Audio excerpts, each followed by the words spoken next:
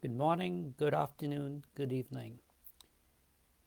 Welcome back to our Skive AI Tech Talk Live, where we talk about various areas of artificial intelligence, from technology to how to build AI startup to ethics of artificial intelligence. So right now we're doing a series on advanced artificial intelligence systems and algorithms. And today our focus will be on reinforcement learning. And we already have a few questions that we'll start by answering. If you have any other questions, please feel free to reach out. We are also live right now on Clubhouse, so you could also tune in there. Just a reminder, we are Skive. We are a AI robotics startup building machines that feel, with use cases from aerospace, healthcare, outer space, and autonomous cars. Let's start with a very simple way to describe artificial intelligence, and then the basics of reinforcement learning.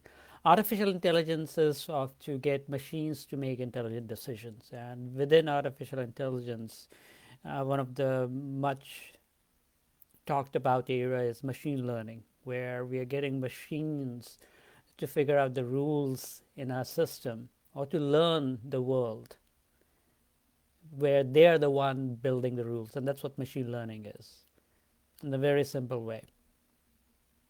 So as opposed to having a static rule-based system where you define the rules, you get machines to define these rules based on data. So they learn the rules based on data. That's what machine learning is. And the reinforcement learning is part of machine learning, which is a little bit different than what we have talked about in the past. Deep learning, specifically supervised learning and unsupervised learning. Reinforcement learning is an area of machine learning that very specifically is concerned with how intelligent agents ought to take actions in environment in order to maximize the notion of cumulative reward. Simply put, you will have an agent or a software agent or a machine that tries to maximize the reward given a specific goal.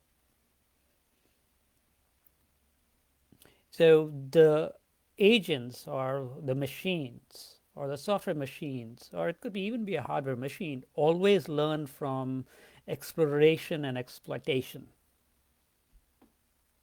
What I mean is that they are given a goal that you need to win this specific game. Let's say a chess game. And the machine will do whatever it takes to figure out how to win this game. You're not giving it rules. You're not even tagging any of the data, just like you do in supervised learning. You're just giving it the problem, and you're giving it a reward function, which is you win. That's what reinforcement learning is. And the beauty is that you more or less could use the same algorithm to learn any game.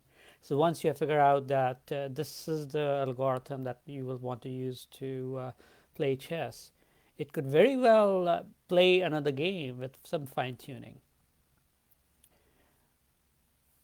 And with that, let's go to the next question. The next question is, what are the use cases where reinforcement learning works best? Reinforcement learning works very well when you could very clearly define the result or the goal.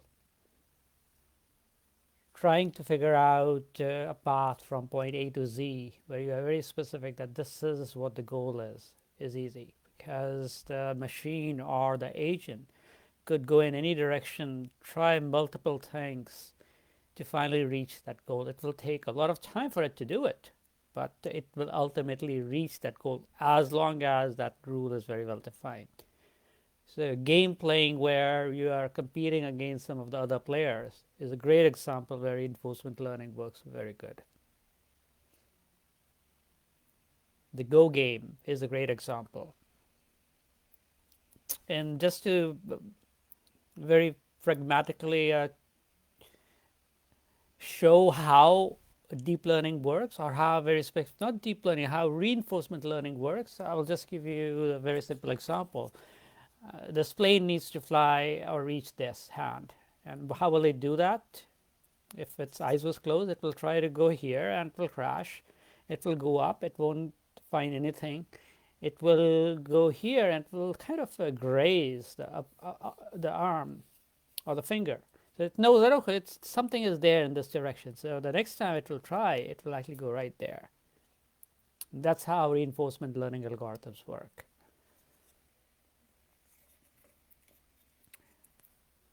Our next question is there any connection between reinforcement learning and AGI? For people who don't know AGI, AGI means artificial general intelligence. We will not go into details about AGI today, but probably that's a good topic for next time. The answer is yes. Reinforcement learning to some extent are not rule-based. You're also not really trying to define how to solve a problem. For example, in deep learning, supervised or unsupervised, you are to some extent putting a structure into how you will actually solve the problem. But in reinforcement learning, that's not the case. So to some extent, reinforcement learning can be one of the ways to go towards artificial general intelligence, where the same set of algorithm, the same machine could work much more like us on the human being, where we are great problem solvers. We don't need to be trained on solving problems in each and every domain. We've just figured it out. It's just like how a kid sometimes tries to walk. She tries to walk and she falls. She tries to walk again and she falls. And ultimately, she succeeds.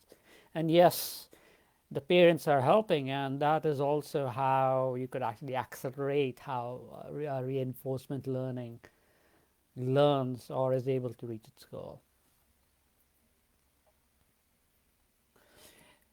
Our next question is, it looks like reinforcement learning algorithms may be much simpler to build than deep learning algorithms like supervised and unsupervised learning algorithm. Is that true?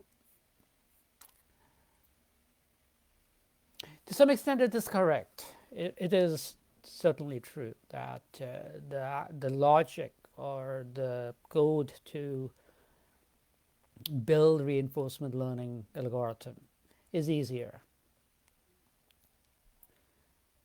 But when you really try to deploy these, then you realize that it's not that easy, because for reinforcement learning to work, this agent, or in simply put, that machine needs to go and try various different things to reach this goal. So in this aircraft, it needs, if this aircraft needs to reach this hand, it will go up, it will go down, it will go straight, it will go left, it will crash, it will go that way. So the agent needs to try lots and lots of different things.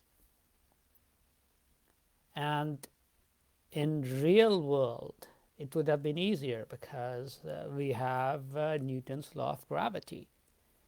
In the synthetic world, or in the artificial world, or in the software world, that's not easy, because you don't really have those laws. And it's not that easy to define those boundary conditions. So if a robot needs to go from point A to point B, and it encounters something like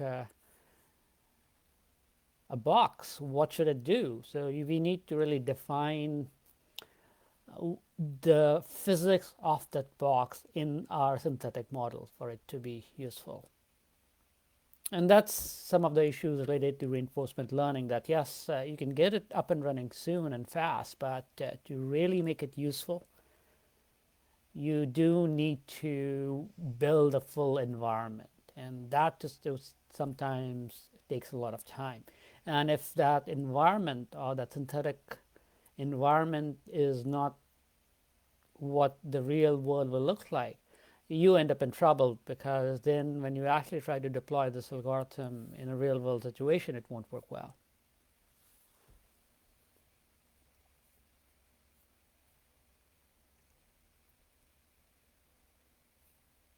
So just to summarize what we talked about the basics of reinforcement learning in very simple words. We talked about the use cases of reinforcement learning, which is it's very, very well suited for games. It's not very well suited when you don't have a very clear goals. We talked about some of the concerns related to reinforcement learning, and then we also talked about a little bit about AGI, or artificial general intelligence, and how it could be used for how it can benefit from reinforcement learning algorithm. Please keep those questions coming. If you have anything you would like us to discuss next time, please let us know. But most likely, we'll be talking about AGI next time. Just a reminder, we are hiring. We are hiring engineers. We are hiring folks on the business side. So if you know anyone, or if you're interested, please feel free to reach out to me. We are a UK and US based startup with offices in San Francisco, London, and some other parts in the US as well. And we are building machines that feel, and we are very specifically a deep learning startup. Thanks, everyone, and I will see you next time.